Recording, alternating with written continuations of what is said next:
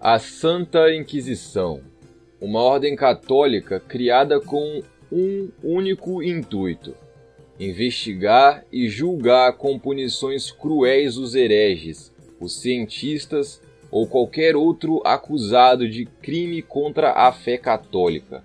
Em resumo, matar e torturar em nome de Deus. E apesar de eu achar toda essa história uma das maiores desgraças da humanidade, eu prometo que eu vou contar tudo sem puxar a corda para nenhum dos dois lados, apresentar apenas os fatos e algumas pequenas lógicas.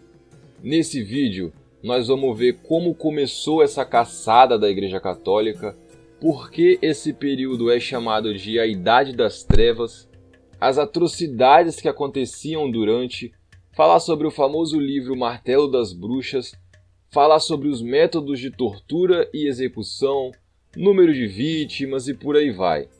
Eu espero que vocês aproveitem e aprendam com o vídeo. É um assunto muito interessante que divide opiniões, mas enfim, sem mais delongas. Tudo sobre a Santa Inquisição.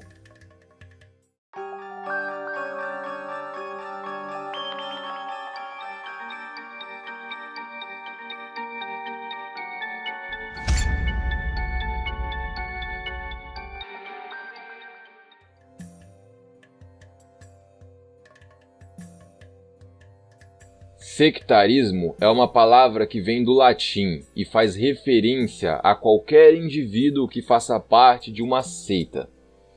Ainda no século XII, algumas seitas cristãs começaram a aparecer e crescer bastante, de modo que chamaram a atenção da Igreja Católica, que possuía sobre a Europa e além, naquela época, grande poder político, econômico e cultural, lembrando que cultura também engloba a religião. Essas seitas, mais especificamente, eram o valdismo e o catarismo. As duas seitas, apesar de cristãs, tinham ideias bastante diferentes da Igreja Católica. Eu vou dar uma resumida aqui. Os cátaros, eles acreditavam em dois deuses, um que representava o mal e criou todo o mundo material, e outro que representava o bem e criou o mundo espiritual. Então eles eram totalmente desapegados a coisas materiais. Já os valdenses estavam totalmente desacreditados da Igreja Católica e diziam que eles haviam perdido sua autoridade com Deus por adquirirem tantas terras e poder político, visto que o próprio fundador dessa religião, ele foi um comerciante muito rico que abandonou tudo que tinha. E eles também se recusavam a idolatrar as imagens dos santos. Ou seja, fica muito claro aqui que essas duas religiões, elas repudiavam toda essa questão da Igreja Católica possuir tantos bens e não distribuir aos pobres, esse apego ao material da Igreja Católica, a ter posse. Mas enfim, continuando. Com essas duas seitas crescendo, a Igreja Católica iniciou uma campanha para combater o sectarismo, que eu expliquei aqui no comecinho. A Igreja Católica acreditava que, além de uma afronta, essas seitas também representavam uma ameaça. Falando no português claro, eles não queriam ninguém fora do controle deles, não aceitavam e nem queriam concorrência. E o que fizeram para lidar com isso? Mataram todo mundo.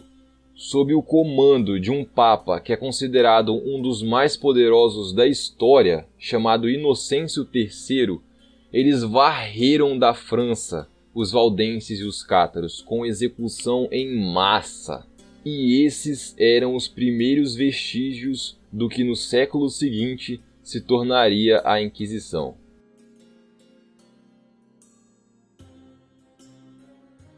Tudo começa de verdade no século XIII, com o Papa Gregório IX. Em 25 de fevereiro do ano de 1231, esse Papa editou uma bula. Bula, para quem não sabe, é um tipo de documento escrito pelos papas, onde eles se pronunciam, onde eles se posicionam sobre um determinado assunto. Essa bula de 1931 foi chamada de excommunicamus, e ela já orientava alguns inquisidores a caçar pessoas que fossem suspeitas por heresia. Heresia é mais uma palavra que vem do latim, e ela se direciona a qualquer pessoa que escolha qualquer outro tipo de crença que se oponha ao que é definido pela Igreja Católica. Resumindo, qualquer um que não fosse católico era herege. Esses hereges identificados eram convidados a se curvarem diante da Igreja. Se não aceitassem, eles eram punidos apenas com a excomunhão, ou seja, eles eram excluídos totalmente da comunidade católica. E só. Porém, a coisa começou a ficar mais feia 2 anos depois.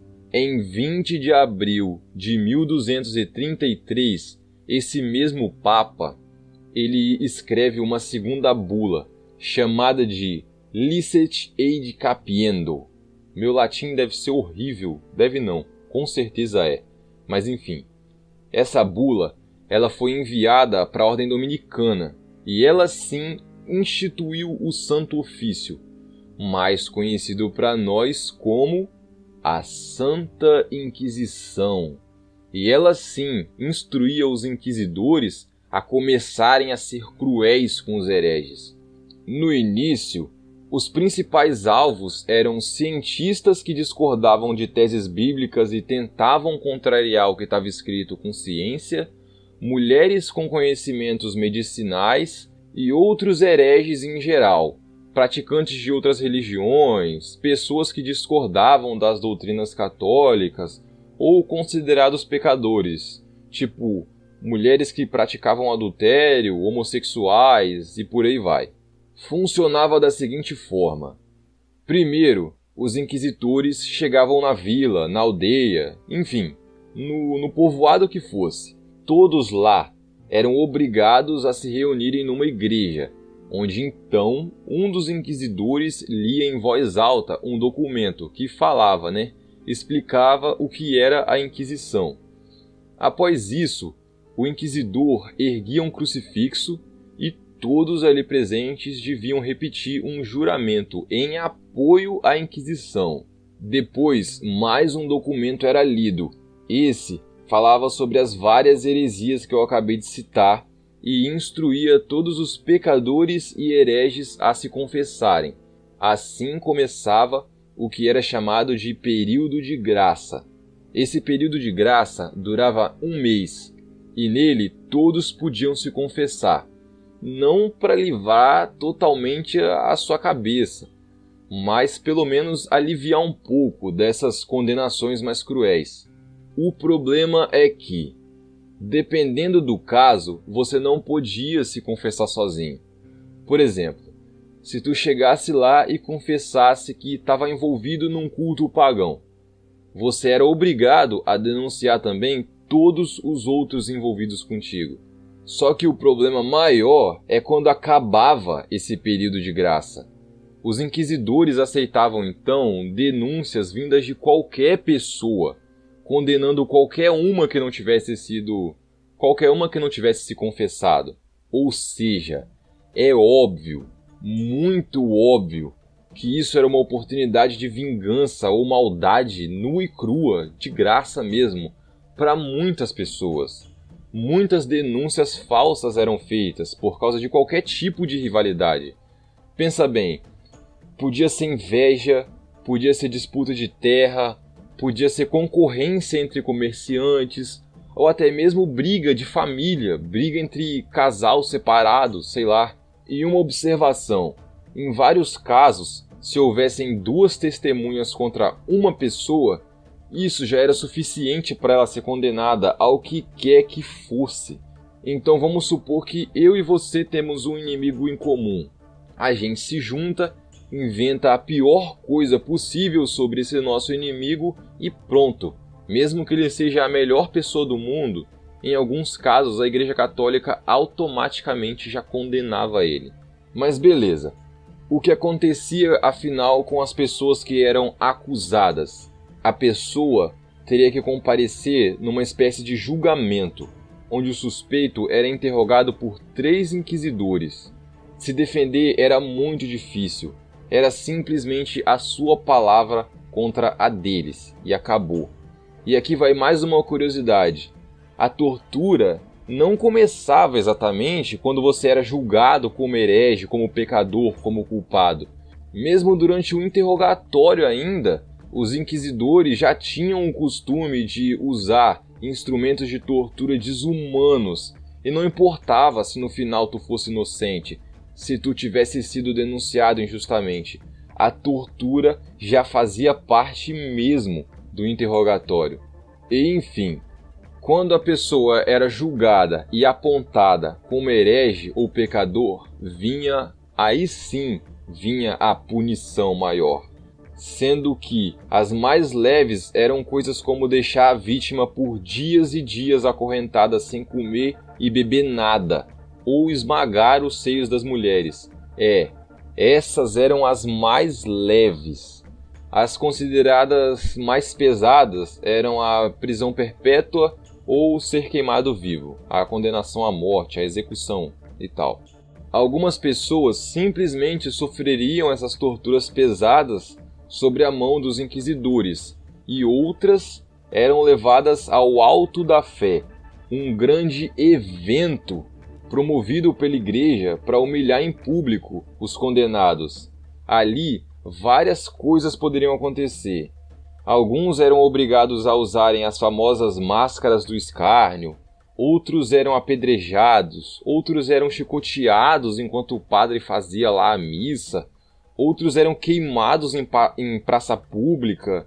Resumindo, era um grande evento mesmo, um evento de tortura promovido pela Igreja Católica. Mas eu peço que não tirem suas conclusões ainda. Logo mais para frente do vídeo, a gente vai se aprofundar mais nesses métodos de tortura e execução.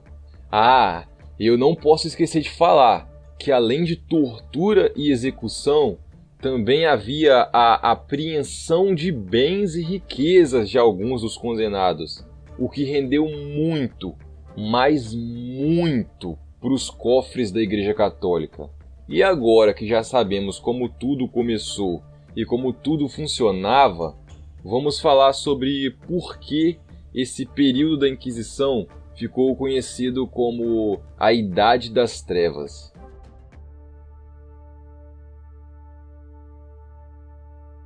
A luz representa o conhecimento, e o conhecimento a liberdade. A tocha da Estátua da Liberdade, por exemplo, tem esse nome por causa da tocha que ela segura, representando essa luz. A luz tem significados grandes dentro do ocultismo também. Um dos significados do nome Lúcifer, por exemplo, é aquele que traz a luz. A tocha do conhecimento também está presente na ilustração do Bafomé e outras coisas. A gente ainda vai se aprofundar em ocultismo aqui no canal também, mas isso obviamente é assunto para outros vídeos.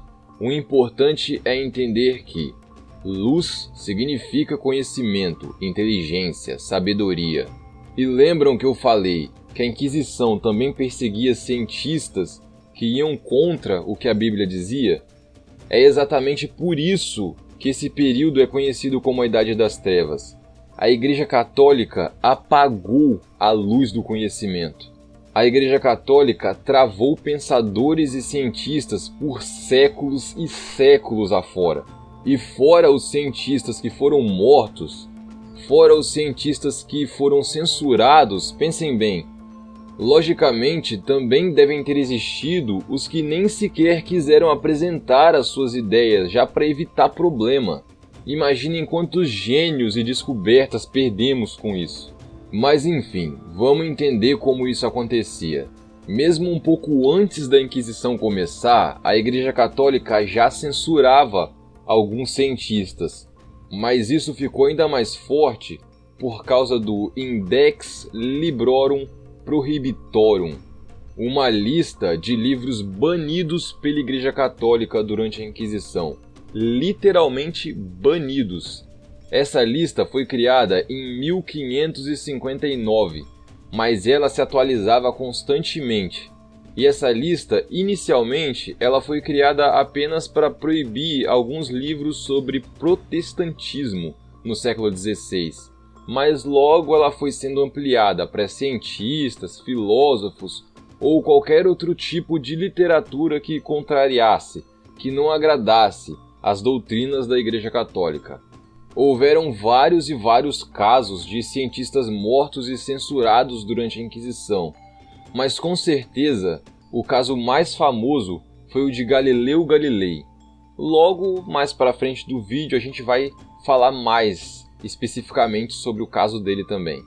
E para vocês terem ideia de como a Igreja Católica tem uma mente atrasada, o Index só foi abolido em 1966 pelo Papa Paulo VI. Mas é óbvio, né, que nessa época já estava todo mundo pouco se fudendo para essa lista. Agora, vamos pular de assunto mais uma vez e falar sobre a caça específica às bruxas, que começou no meio da Inquisição. Vamos falar sobre o livro que era um manual de como caçar e torturar essas supostas bruxas, o Malleus Maleficarum.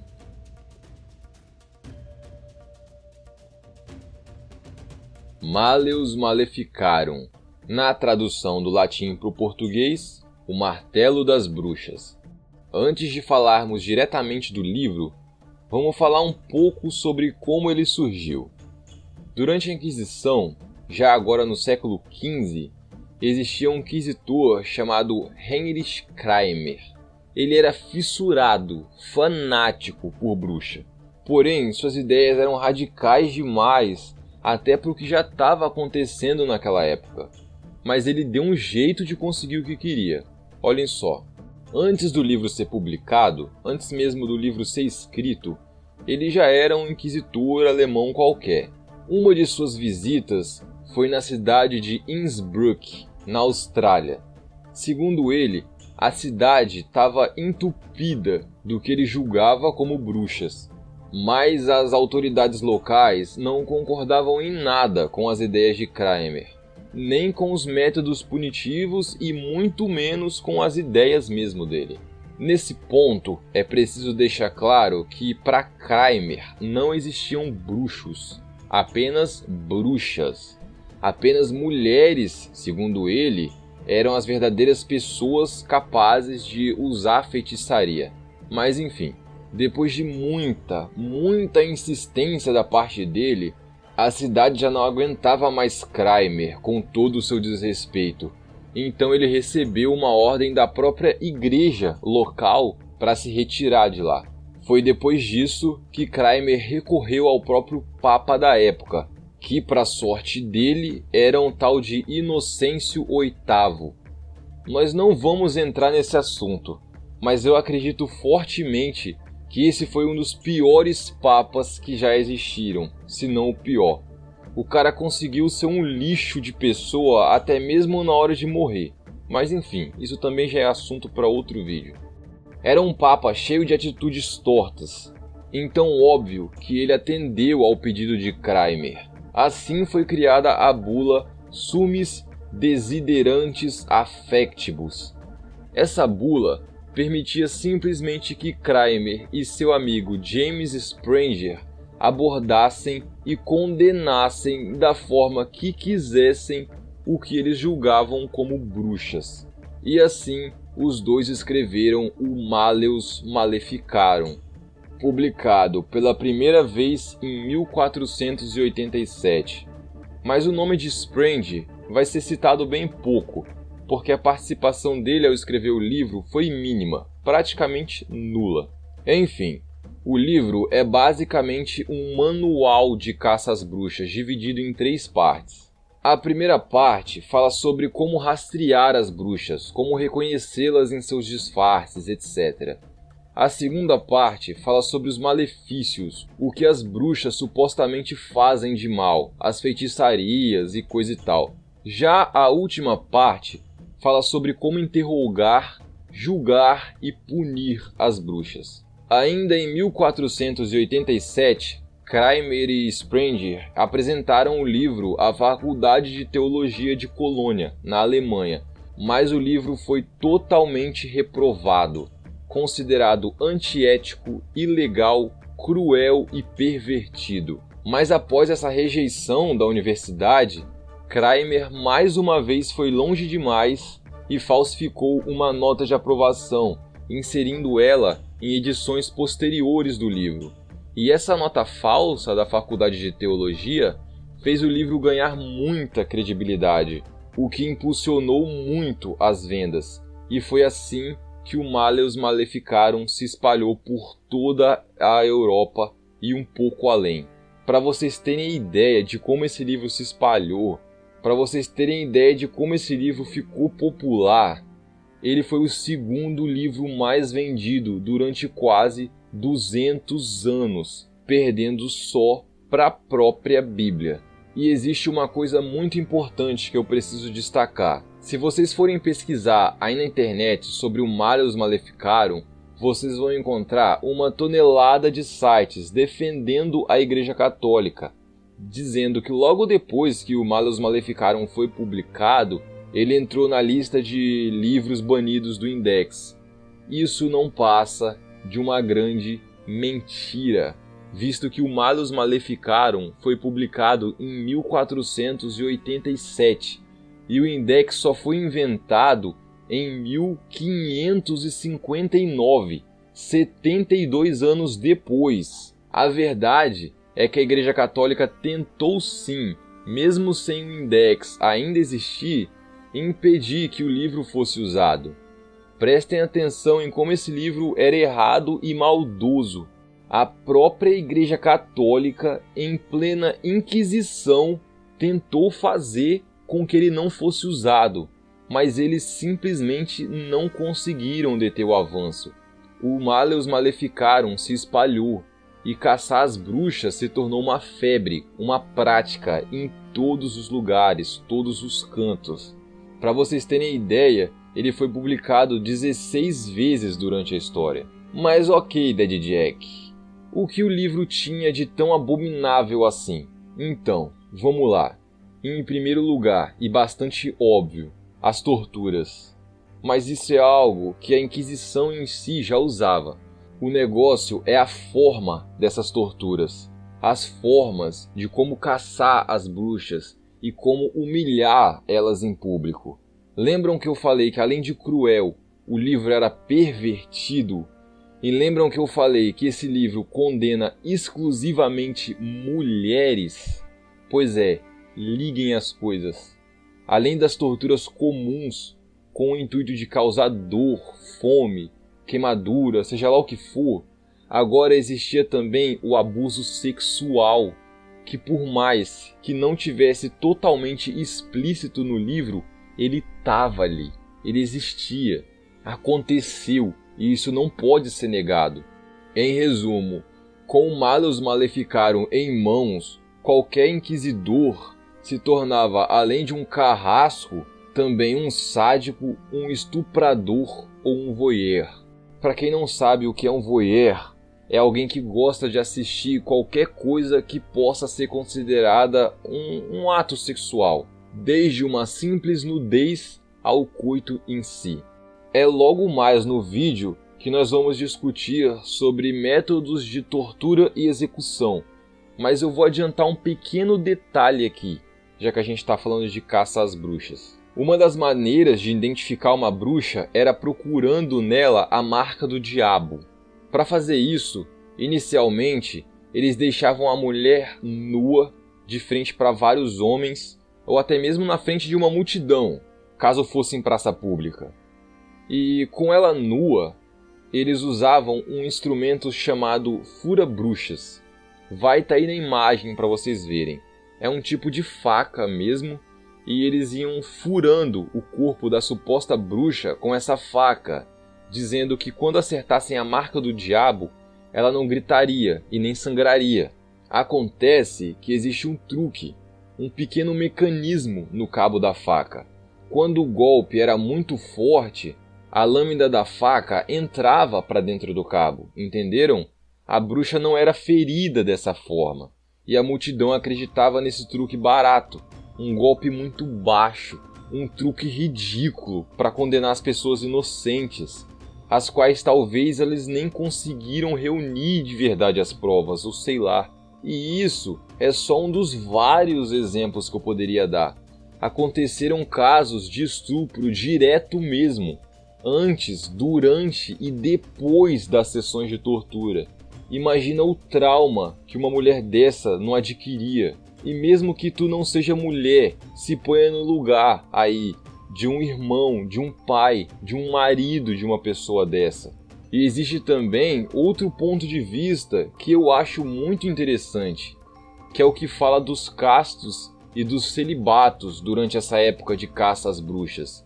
Proibidos ou incapazes de fazer sexo, eles descontavam, aliviavam toda essa sexualidade reprimida nas bruxas, queimando, cortando, dilacerando, moendo a carne que eles não podiam tocar, acariciar e nem beijar. Doentio, é muito doentio, mas nós encerramos esse assunto por aqui. Agora no próximo tópico, a gente vai falar finalmente sobre os métodos de tortura. Fala pessoal, eu espero que vocês estejam gostando aí do vídeo e caso estejam, não deixa de deixar o like aí e tá na tela o link para a próxima parte.